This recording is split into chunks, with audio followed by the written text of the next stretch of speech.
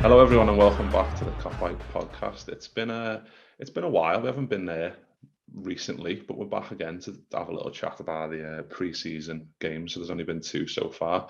I'm Mick, and I'm joined by Jay. Jay, it's nice to have you back, lad.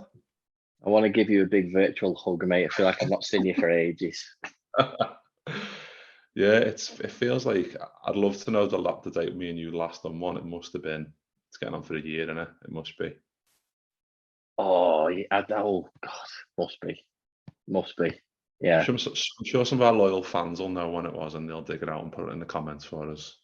definitely. I mean, that's like definitely part of my fault for spending all my time doing that bloody film. But at least I get to see you every day because you're staring at me every day. So that's Exactly. been one thing every day. So I've been putting all my efforts into that and getting that out. So yeah, my apologies for sort of leaving you in the lurch, mate. But also as well. Do you know what? I was saying this to the day to Tom, and I was going like, since January, it's been like a game every like 3 days, and it's just been fucking relentless and relentless of even just fucking following Liverpool and watching them, and fucking Wembley trips and away trips. It's just been like I was glad of the break. I really was. Do you know what I mean? It's like I didn't even know if I was in the day to do your normal job plus the podcast and then follow the Reds everywhere. And it was like, oh my god! And I think as well.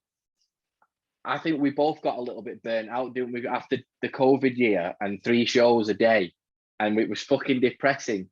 And then we don't do anything, and the Reds are fucking brilliant. It's mad, isn't it? Yeah, it was one of them. Yeah, I totally agree. It was like, oh, we've lost fucking 2-0 to Fulham. Should we do a show? Yeah, we'll feel better. And then last year, obviously, we done wonders. But it's one of them, like when people ask you to go on their show, it's easier because you can just jump on and you can Yeah, just talk and you don't have to worry about anything like the social media stuff, the video editing, which you do yeah, so well, and thumbnail. It's all little stuff that the accumulation is just like it can tire out. But anyway, well, let's yeah. get into the fun, Jay, because we're talking about our lives here, and I'm sure people don't want to know about that too much at this moment in time. But I'm just wanted to jump straight into obviously we played United and we played Crystal Palace. I just wanted to briefly skate over the United stuff. Obviously, we lost 4-0, which Yeah. is it's not ideal in terms of results, but it's one of them. Like we played three different teams, got 30 minutes. What were your thoughts on that? It's just all about fitness, isn't it? At that stage. Yeah, that was my first thought, mate. It was just legs, getting them legs going, getting the fitness back. I mean, I know there's been like, it feels like there hasn't been a bit of a break, but I'm sure like the lads have had a break in terms of being on holiday and stuff like that. There hasn't been any tournament. So it's just about getting fitness and getting back in the game. And I think the way the season ended, everybody needed that sort of shut off period and that break of like, right, I just want to forget about football for a bit because it did end in quite a big disappointment on both fronts. So yeah, get your head back in the game and stuff like that. And listen, I take no things about getting beat 4-0 by Man United in a preseason game. Couldn't give a shit. They played three different teams, like you said. Every half an hour we were changing. So quite frankly, you can look at it on paper that, oh yeah, they won, and then they won that big Tracy Island, didn't they? That bloody big trophy, that big Tracy Island made out of paper mache. So let them have it. It's fine. We've given them a bit of an ego boost. It's fine. But once we get into the real deal, mate, when we play them at Anfield Old Trafford, let's just see what happens then. But yeah, mate, all about fitness, all about the legs, and it was good to see three different teams get fielded. Yeah, and I think it's one of them where you should probably stay off social media during pre-season. And I tend to do that for the most part, but then there's a part of me that just goes on like late in the night and like so I'll have a look what people are saying, and it's the worst thing you can do. It's literally the worst thing because obviously you've got United fans saying, "Oh, we've won a trophy. Our trophy Yeah, drought's ended," and you're like, I can't tell if you're taking the piss or you just a knobhead or both. You know what I mean? It's just one of them, but like, you just got to fucking.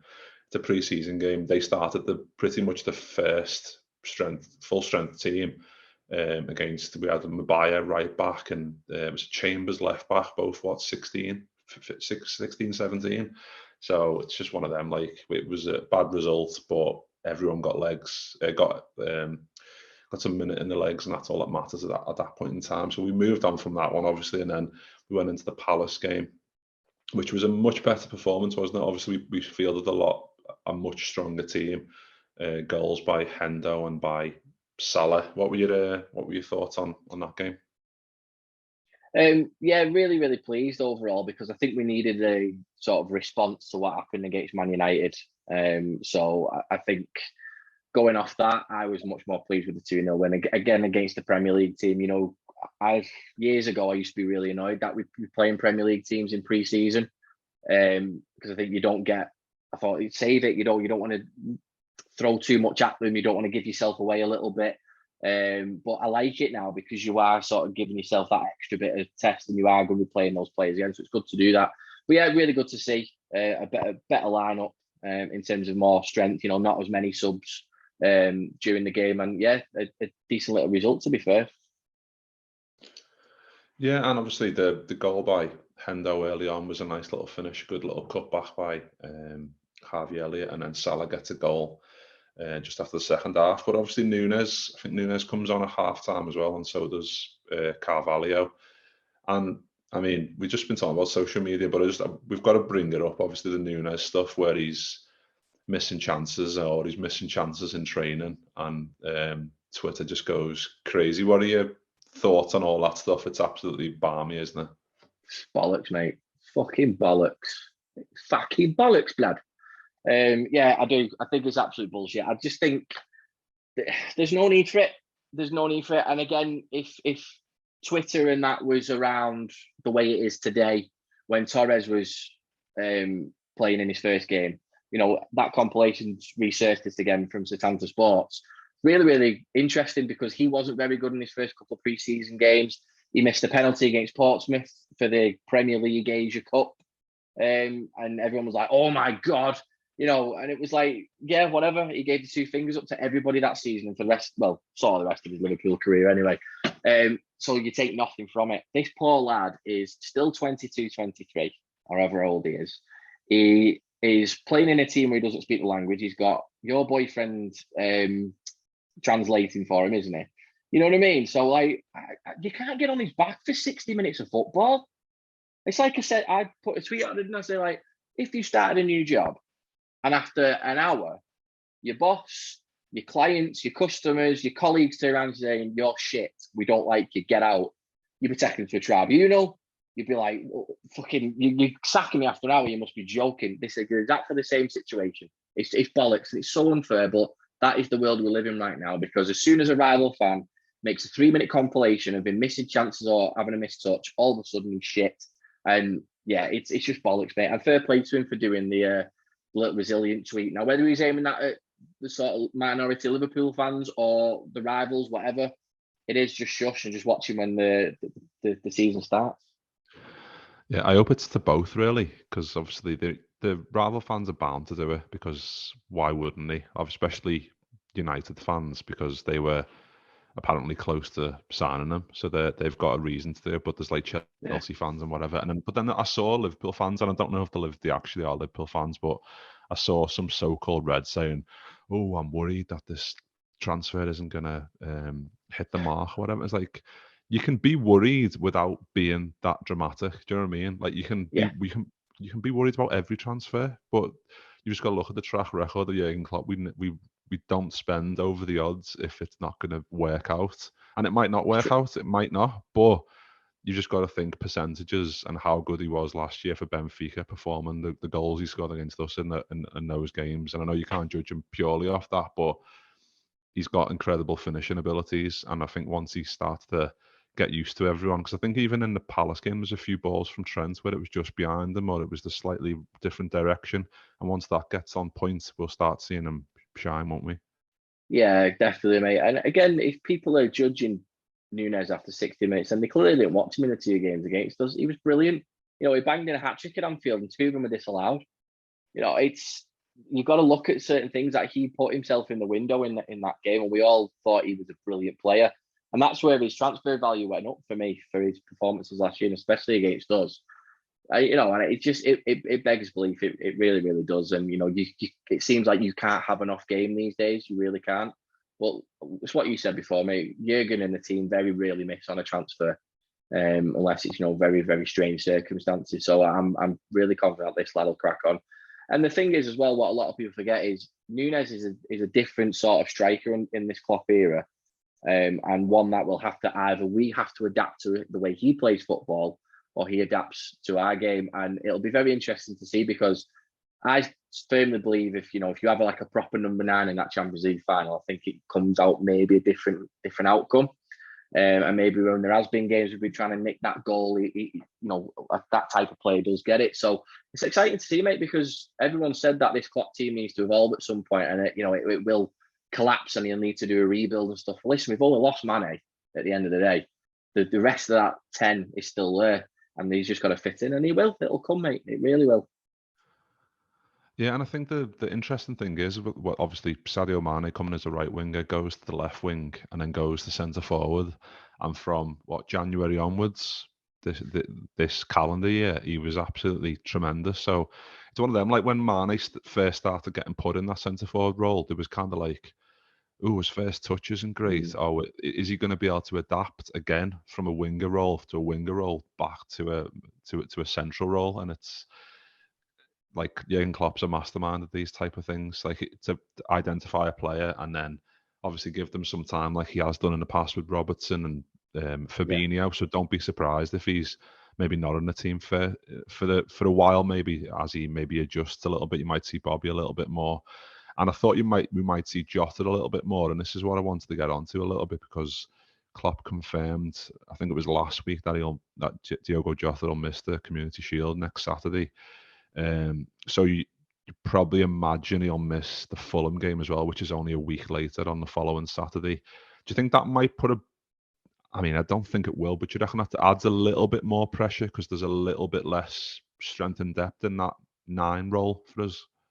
Oh yeah, I would say so, mate. Especially with like losing Origi and Minamino as well. So from a body count, 100%. But I still think that you've got enough in terms of trying to switch it around, because there might be a case for Bob. Did you say Bobby's okay?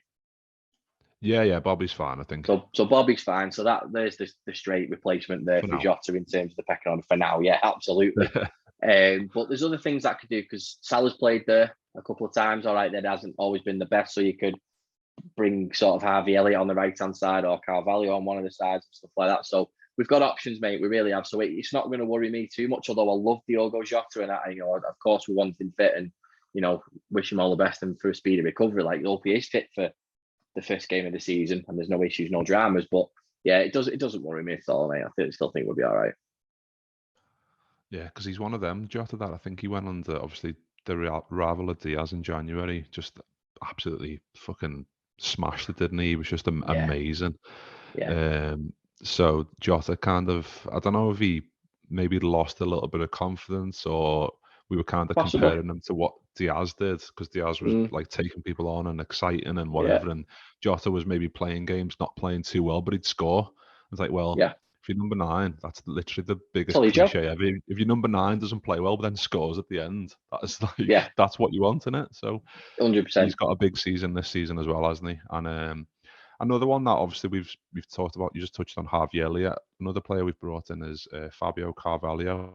What are your thoughts on his? He obviously not played too much. I think he played the second half of the Palace game and the first 30 of the United game, I think. So he's had 70 odd minutes, the same as Núñez, but looks quite tardy, doesn't he? Looks like he's going to slot in quite well.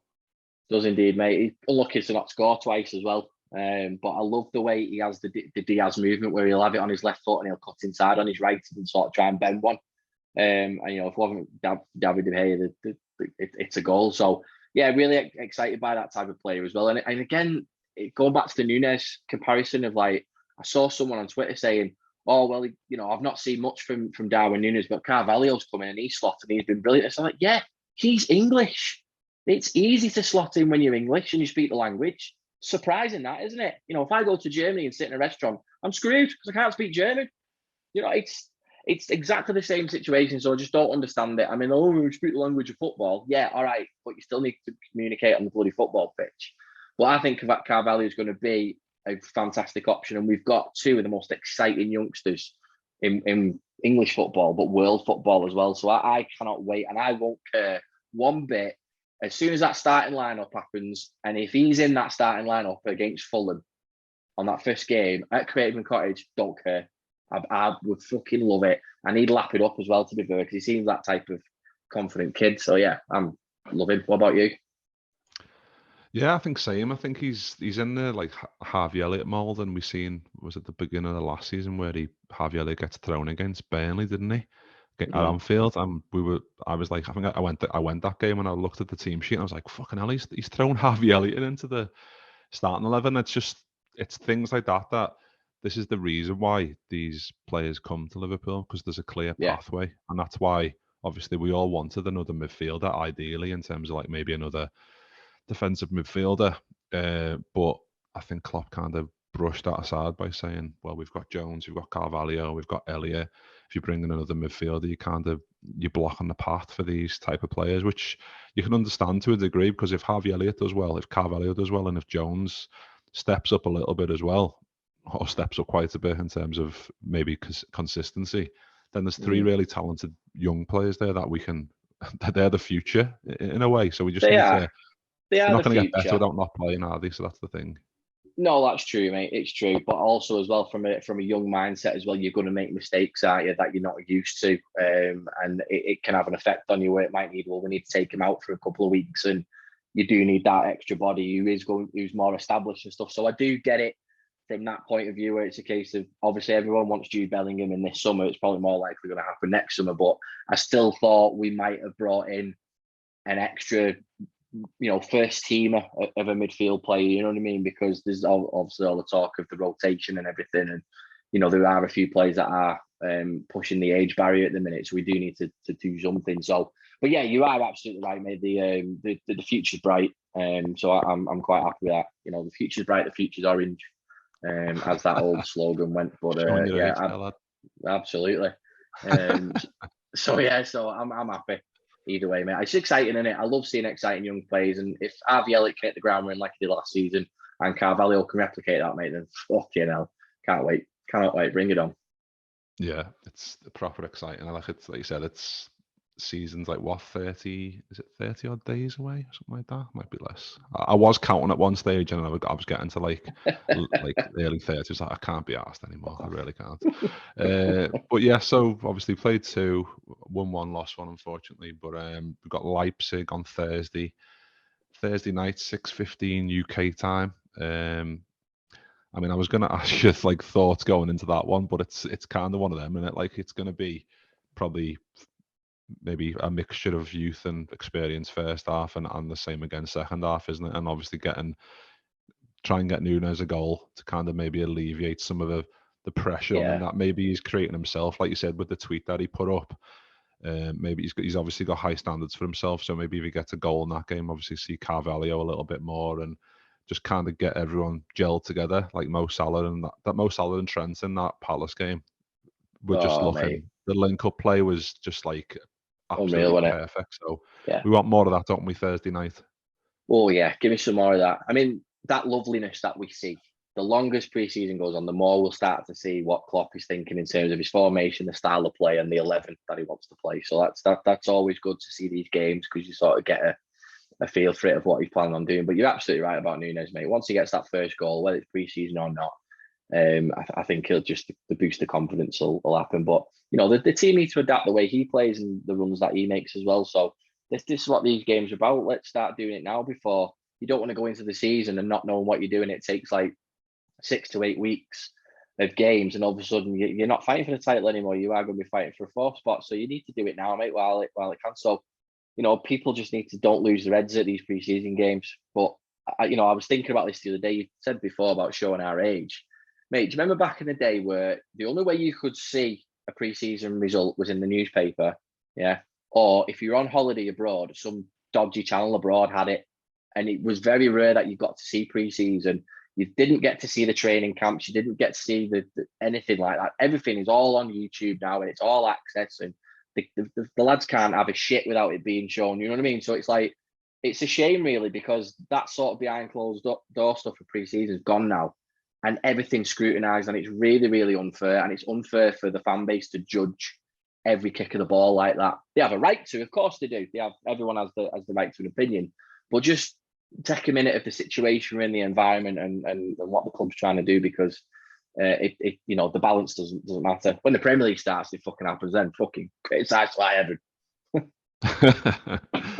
Yeah, like you said, it's in a way that's what we want. We want the game to be more accessible, but for games that matter, like these games, like you Yeah, said, you can like anyone can miss like an open goal or like do yeah, something horrendous. Like Nunes has travelled across the earth. I mean, I think he had like quite bad blisters, and I don't want to make more excuses for him, but he was struggling with blisters on his feet, and he's like you said, doesn't mm, speak the language. Thiago's translating for him, and he's played what 60 minutes, so it's just one of them.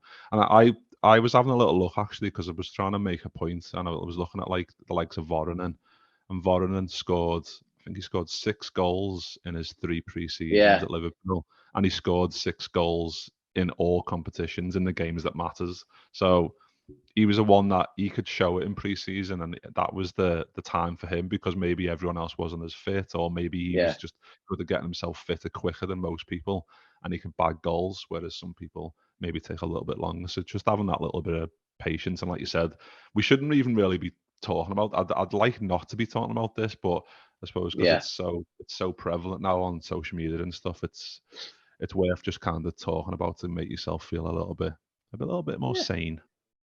yeah. Absolutely, mate. It does. And again, it's if it takes people on podcasts like this to just say, "Listen, just don't worry about it," and but people will still worry about it and still try and case him if he doesn't score on Thursday as well. So, but it'll won't bother me unless we get into like 2 months of the season and it's just not showing. Then I'll start getting worried a little bit because the thing is, it's like all about Nunes and Haaland. And fucking Mo Salah's going to outscore them all anyway. So that's what people need to forget. We've still got Salah and Diaz and stuff like that. So the options are there. The options are there. I'm not panicking going into the season. No, definitely not. It's going to be interesting. Like Fulham away, it's gonna like I said, the Community Shield's like next Saturday, and then the Fulham game's the Mm. Saturday after that. So they'll both be upon us before we know. But Jay, we'll leave it there. Nice little short one to ease our way back in. Nice one for jumping on. We usually do No a, problem, mate. a live stream, but this is obviously a pre-recorded one. So if you did like the video, please do give it a like and subscribe. We're trying to hit 1.5k before the start of the season. I know that's getting closer. We're on 1.3, but if you wouldn't mind just dropping a little subscribe on the video to get us to 1.5, that'll be boss. Absolutely, Um, because the more people subscribe, right, the more I'll do stuff Jay's like got a this. present for you. I have, to be fair. So go on, Mick. There you go, Sammy Ipia, Copite Origins. Have you have Yeah. we got have we got a date, Jay, or are we just going to tease them even more? Just going to tease him a bit more, mate, because there's a few tweaks I need to make towards it. But it definitely will be out before the end of the month. So Superb. that's the best. That's the best I can do right now before the end of the month. And Sammy shared it on his Instagram stories within like what 10 minutes. So Sammy's excited. So why I'm isn't as everyone excited. else should be? Everyone else Exactly, should be. exactly. I enjoy putting this one together. It's mad. I mean, we've grown up with Sammy Ipia, didn't we? Stuff like that. So, but there's a lot of people that probably don't know the full story of the trial he had at a Premier League club before he joined Liverpool. So, there's a few nice little tidbits in there, and yeah, so it's good. But yeah, it won't be a 40-minute one like Robbie Fowler, because we've got a bit of a shorter career. So I'm thinking around about 20-25 minute mark, and yeah, nice little bit of extra content for us. So yeah, and then if you subscribe to the channel and we get up to 1.5, you never know, I might do another one. Probably Oh will. yeah, definitely. Well, and if you haven't checked out the trailer, which is class, go and click on that. It's one of our most recent ones, so you should be able to find Yeah, it if you have a little search through the videos. But yeah, nice one, Jay, for jumping on. Nice one, everyone, for watching, and we'll see you next time. Up the Reds.